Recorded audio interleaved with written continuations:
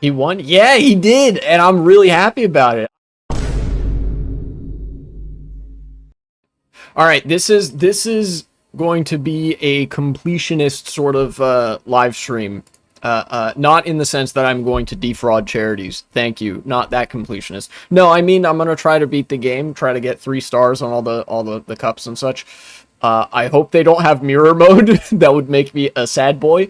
Uh, but yes, nonetheless, that is what I want to do today. And also, I want to revel in probably the most monumental and momentous progressive victory in the United States. Shout outs also to Progressive Victory by name, the Discord channel, the Discord group, progressive advocacy and activist group that campaigns for people. They do very cool shit. Uh, he fucking did it. We fucking did it. Zohran Mamdani beat Andrew Cuomo, and it wasn't even a close race in the New York primary. Like, God, there's so many things I want to say about it. There are so many things that I want to say about it. But first things first, we are going to play some of this game. I'm going to pick my character. I will be Baby Luigi. On this thing. Yeah, wait. What's the details? Sure, fuck it. So, I'm gonna start back here with the mushroom cup. Yeah, I only did it on 50cc. I was surprised how quickly the votes indicated a winner. Yeah, Astroflick, welcome back. Yeah, same here. I remember the polls. I think this speaks to how fucking bad the polls are. Because I distinctly remember the polls leading up to the actual election showed Mamdani behind or neck and neck with Andrew Cuomo, right? And some of these polls I was giving a little bit too much benefit of the doubt because they showed their methodology, and they were, rather than fake polls, some of them were just bad polls. I remember looking at one that had them neck and neck, and the sample size was something like 400, which is abysmally small for a poll, and the margin of error was something like 4 percentage points, which is abysmally bad for a poll. Like, no serious political scientist would have their name attached to that. But, you know, the age of, like, actual professionalism and people caring about, like, the integrity of research has well and truly gone. You know, this is the age of slop, right? So a lot of those poll numbers, I think, were just reflective of, like, establishment biases and the degree to which establishment biases were willing to yield any sort of ground to real on-the-ground organizing efforts. And as a result, it wasn't reflective of how much momentum Zohran Mamdani actually had. It was only reflective of how much momentum they were willing to admit to him having, if that makes sense. So that's, I get, you know, that's how you get those polls, and then, like, the fucking election day or election evening comes, and Zohran Mamdani runs away with it, wins by like 7 percentage points or more. Still a big problem that characters like Trump and Cuomo can have so many supporters. Sure, and of course that's indicative of another problem, which is like hegemonic media control, right? Like, a lot of the reason that people support certain candidates that we would find repulsive, I think, is because of the media environment, because they sort of absorb that through osmosis. It's, you know, people are shaped by circumstances, and the sort of especially in New York, where you've got Wall Street, which ironically enough voted for Mamdani, still don't exactly know how that one works. Nonetheless, you know, all the wealthy people who donate to and influence media coverage are very interested in trying to control those circumstances as much as they can to try to make people more amicable to politics that are otherwise against their own interests, you know?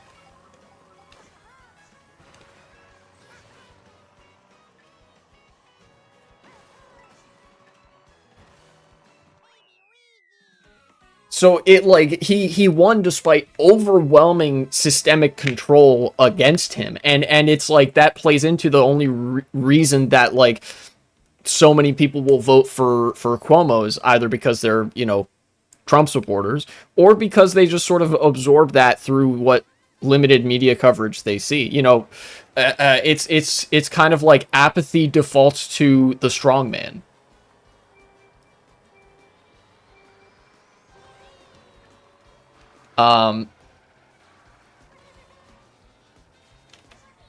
But that's what all I wanted to say about the polling and I guess the media coverage. I can say that much.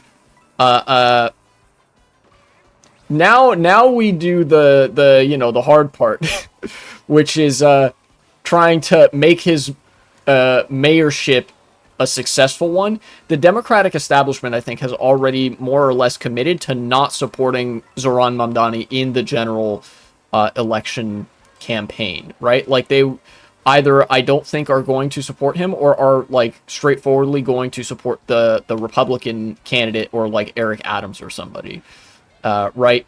That seems to be the direction that the Democratic Party is going, at least in New York.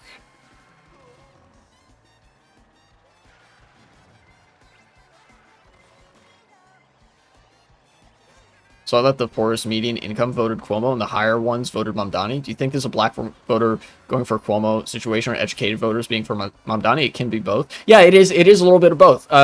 You know, the black Democrats in America, you know, black voters, vote for the Democratic Party mostly just because they are less racist than the Republicans. A lot of them are still very conservative. You know, Republicans have been shooting themselves in the foot by being so racist because a lot of black Americans are very, very conservative. You know? But they vote for Democrats because the Republicans just hate black people. Uh, um, that's what's going on with like black voters supporting Cuomo. They see the D next to his name and they know, okay, he's not like a member of the KKK, but then they're very conservative, so they don't like, they're kind of caught in this weird ideological incoherence where they support like white supremacism light, but not by name. Uh, uh, at least for a decent chunk of them. Of course, that, you know, not every black voter voted for Mamdani, or voted for Cuomo. Some of them voted for Mamdani or Brad Lander or whoever else. And then, of course, with education, of course, the people who are more educated are going to skew to the left as well. That's a very real factor in all of this. And dang it, I'm doing a completionist run, so I got to restart if I get second on one of these races. That is also a big part of it. The more poorly educated people are way more susceptible to propaganda. Everybody is susceptible to propaganda, but especially the less well educated. So they will sort of go with the direction of whatever information they've been given, whereas the educated people are more discerning and more aware of which candidate has done what, and they're probably more aware of the particulars of why exactly Cuomo is horrible and why Mamdani is good. And in fact, it's kind of like the relationship between the middle classes and the working classes in a ideological struggle such as this, right? You have the areas in the city itself, where people rent their apartments and whatnot, where the actual working class, the much lower echelons of the working class live.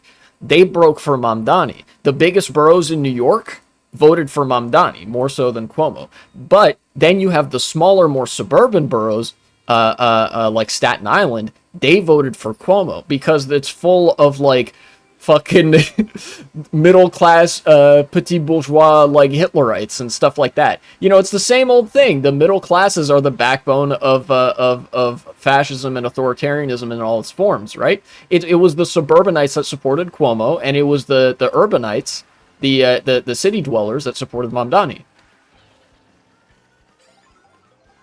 And one, like, I don't, I meant what I said when I said I don't have, like, a really good explanation for why Wall Street, of all places, voted for Mamdani more so than Cuomo. It could have something to do with, like, the lack of political attention given in the lead up to the, like, the mayoral primary. But I think that there's also a funnier possibility that there's this dynamic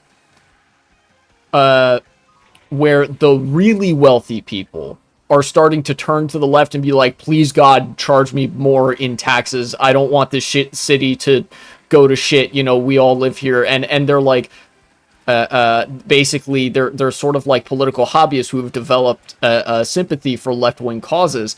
But then the middle classes are the ones that like to imagine themselves in the role of the wealthy people. So that's how you get the weird breakage where the Bronx and Staten Island voted for not Zohran Mamdani, Andrew Cuomo, and then Wall Street voted and Manhattan voted for Zohran Mamdani.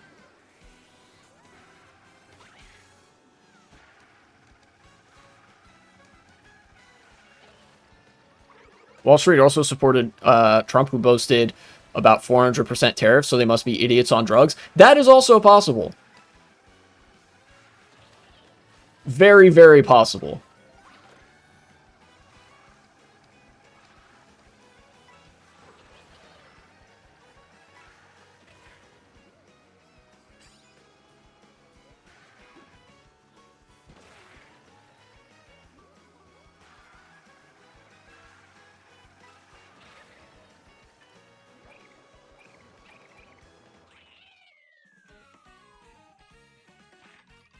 Nonetheless, I'm quite happy that Zohran Mamdani won the New York City mayoral primary election. He didn't reach 50% in the first round, but it's pretty clear that there's more than enough support among other candidates that that really don't like Cuomo to get Zohran to 50% by the second or third round. I think that was some of the projections that I saw, that Zohran Mamdani will come out with more than 50% by the time the second or third round of vote counting is done.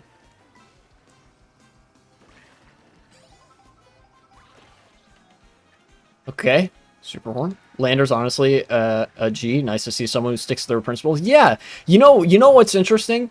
Andrew Cuomo is very representative of what I would consider the worst of liberalism. Brad Lander, to me, represents the best of liberalism. Like a genuine guy who like has, you know, has political principles and is actually willing to like work with socialists and the left because there's common cause to like legitimately make the city better, right?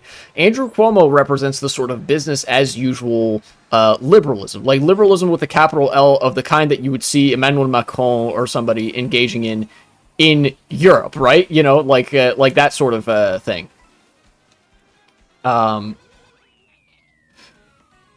And then Brad Lander, I think, is much more representative of the street-level American liberals that, like, genuinely are just more policy interested and want to make the city better, you know, or their surrounding environment better generally. I really appreciate that about him.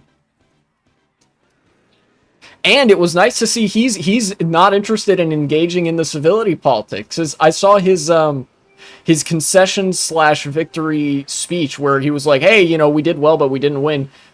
He legitimately, like, actually said, fuck Andrew Cuomo in his speech. And I was like, that is my, that's my guy. That's my dude. He's him.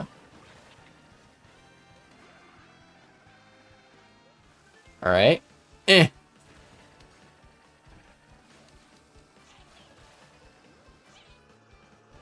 He won? Yeah, he did, and I'm really happy about it. I went to a phone bank. Actually, I would like to, if I can, I want to tell some stories from the phone bank that I did on Monday night for Zohran Mamdani. I'm regretful that I didn't get a chance to go to more than one phone bank for his campaign, but nonetheless, I did manage to turn out for at least one.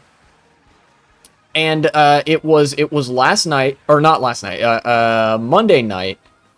And it was like a 2 to 2.5 hour phone bank. There was some training, and I had some very interesting and I think very promising and very hope inspiring conversations over the phone with people. And I learned of course that I possess like a very sales oriented skill set, which sounds sleazy, and I know that it is sleazy, but I'm only really comfortable and like morally okay with using that skill set in the context of phone banking, right? Because if you think about it, phone banking in politics is like, it's like selling something, but you're not selling a physical object or a sort of financial asset or something or other. You know, you're not like selling your soul to the devil or whatever. What you're selling is what you believe in. You're selling your ideology to the other person, which I think it lends a little bit more honesty to the craft, because it's like, I'm trying to convince you of what I actually and earnestly believe in, you know? Which is why I kind of like phone banking. I've gotten quite good at it over time. You know? And it was a good experience. There was a lot of people turning out for the phone bank for Zohran Mamdani last night. In fact, here's a really great like anecdotal story. I worked, as you may or may not know or remember, in 2024, I helped with the Kamala Harris campaign. I was a volunteer phone banker for what was called, I think, Blue Vote. And I was volunteer staff. I wasn't just a phone banker. I was doing tech support. And I remember one of these phone banks was actually, according to the organizer, shout outs to Chris, a very cool dude, very smart guy as well. Apparently it was the largest phone bank in American history, with a bit over 600 participants at its peak. This phone bank that I went to on Monday night, just leading up to the mayoral election with Zohran Mamdani, was easily 2/3 of that size at its peak. People fucking turn out for progressive politics, man. And like I think that the energy there just boded so well. There were some notable differences between that phone bank and the phone banks for like more establishment-oriented Democratic campaigns that I had to that I had to work on as a product of me not wanting to elect Trump into office, which unfortunately we did not get our wish there. You know, there was a lot more young people on this phone bank, a lot more Zoomers, a lot more enthusiasm as well. People were way more excited to be there. You know, people were having way more friendly conversations rather than hostile ones, and the hostile ones were relatively short, and you know, people were picking up the phones. People were willing to talk about like going to vote and stuff like that. It was one of the best phone banks I think I've ever been a part of. You know?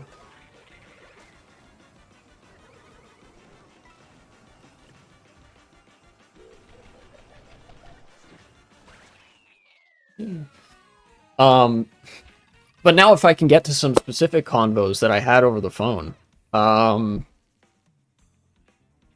There was one lady that I was talking to, who I think I actually may have convinced to vote for Zohran Mamdani, who she hadn't really heard much about before. And it sounded like she had a really young kid with her. And I mentioned, of course, that like he supports free childcare, and I'm sure that was a sticking point in her brain. It's like, oh man, you know, taking care of a kid is fucking rough, and it's also expensive. You know, and if Zohran Mamdani gets elected, he'll help with that, right? That was one conversation. There was another conversation that somebody else had that they told everybody about in the chat, that they talked to a woman who was 95 years old. Spanish-speaking woman, you know, didn't speak English primarily, and said that she had never heard of Zohran Mamdani, and they said that she said, "Oh, he sounds nice. I think I'll go vote for him." And they helped organize a ride for her to get to the polls because she, you know, she's old, and so that was really nice, and I really appreciated that. And the funniest one, that I really want to tell, I'm saving the best for last here, is I had a weirdly wholesome conversation with an abundance bro.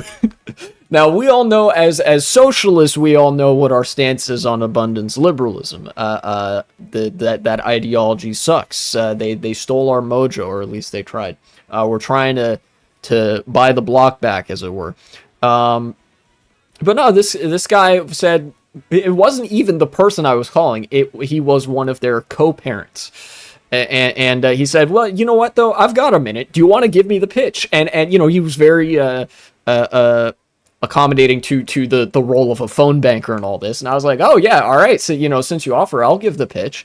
And I just had a really friendly, enthusiastic conversation with him where I said that, like, you know, we're making calls for Zohran Mamdani, and he is all about public transit and affordable housing and free childcare and stuff like that.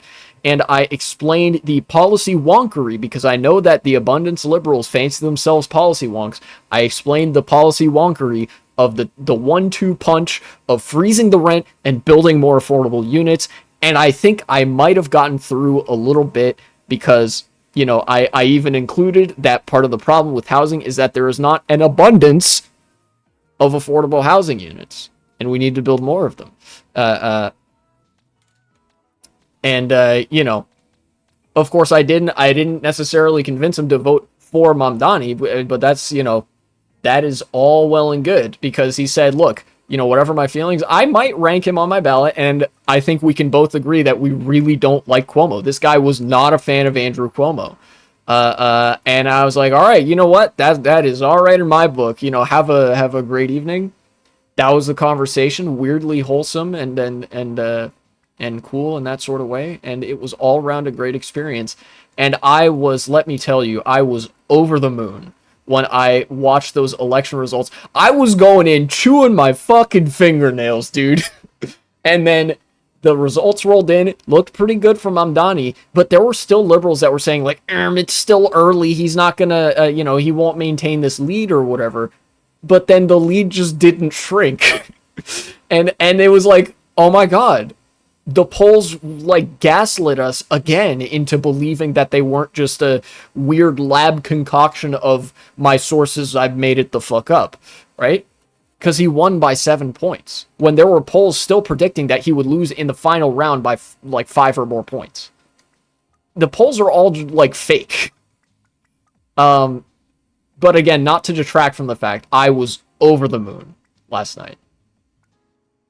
I could, you know, I'm sure this is a sentiment that many people have shared before on the subject, but there was a good period of time last night when we'd gotten the results. I could not wipe this big dumb smile off my face, man. Holy shit. It was a great feeling.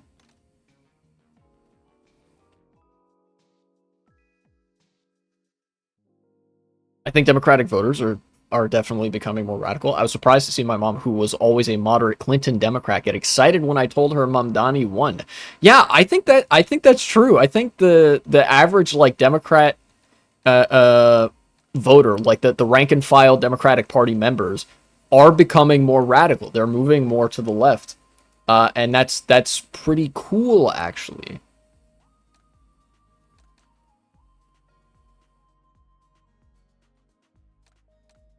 Where's, like, this is kind of an off-road buggy.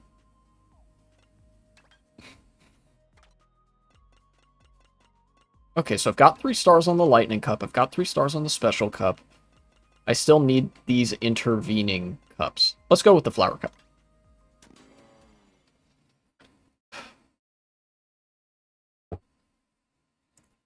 But like I said, the fight doesn't end here. I'm playing on the Switch 2. I finally got a Switch 2, so I'm playing through Mario Kart World.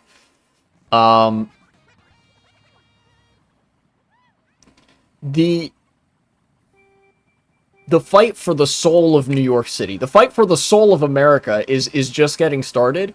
But I think the reason that it's perfectly fine to bask in this victory a little bit is because I think this kind of gave people a lot of energy.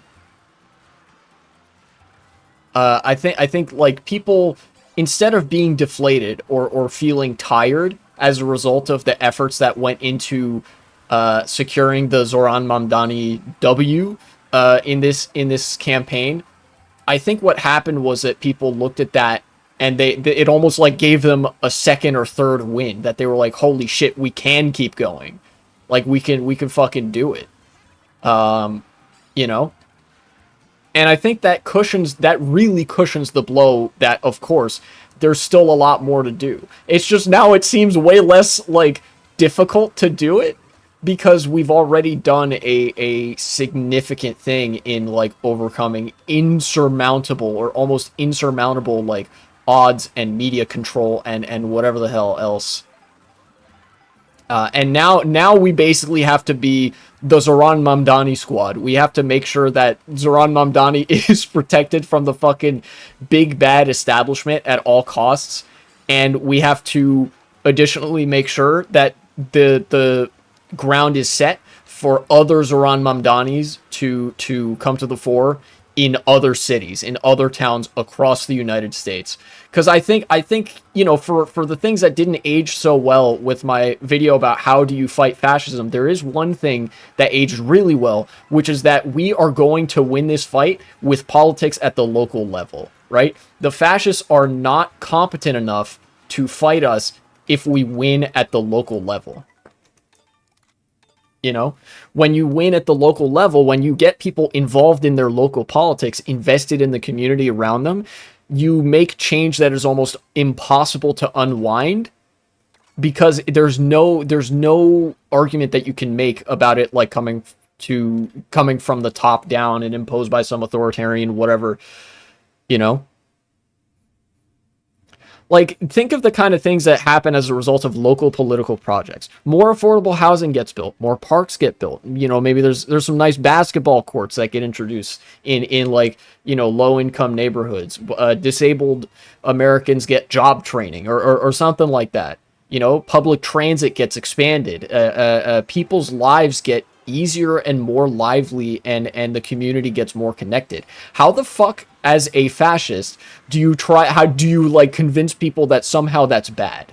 You know, it's easier to do this with national politics, because national politics is several layers of abstraction separated from the local day-to-day until the ICE agents come knocking, and then people are very quick to unite with their local communities. But with like a local community that's already united, how do you disunite them when they're like the uniting has already happened? The answer is like, you kind of don't. You know?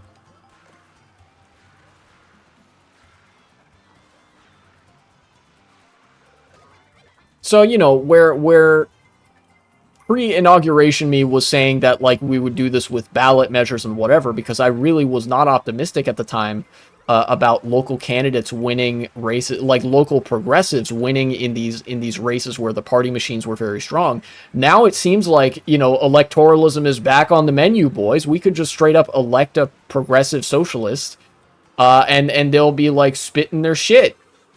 You know?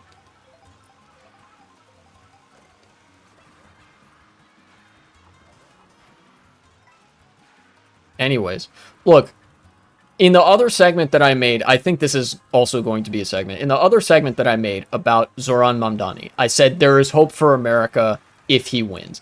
And I think that is absolutely still the case. There is hope for America if Zohran Mamdani wins the mayoral race. And I think now that he's won, it has put hope in a lot of people's heart again. You know? People care about the fate of the fucking most iconic city in the country, New York City. People care about New York. They care about their own communities. We just have to remind them that they care and that they should care. You know? Anyways. Look, at the risk of waffling, things were looking pretty damn Jover with how much institutional bias there was against Zohran Mamdani leading up to this election. And it's still not a done deal, right? There's still the general election where the Democrats are going to try to rat fuck him.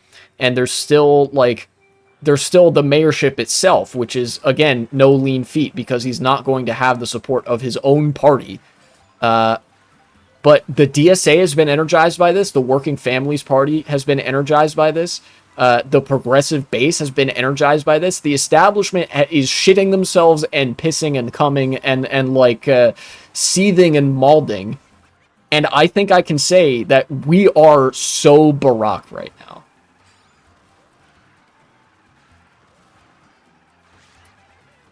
Anyways, that's pretty much where I wanted to leave it. So future me, cut the segment.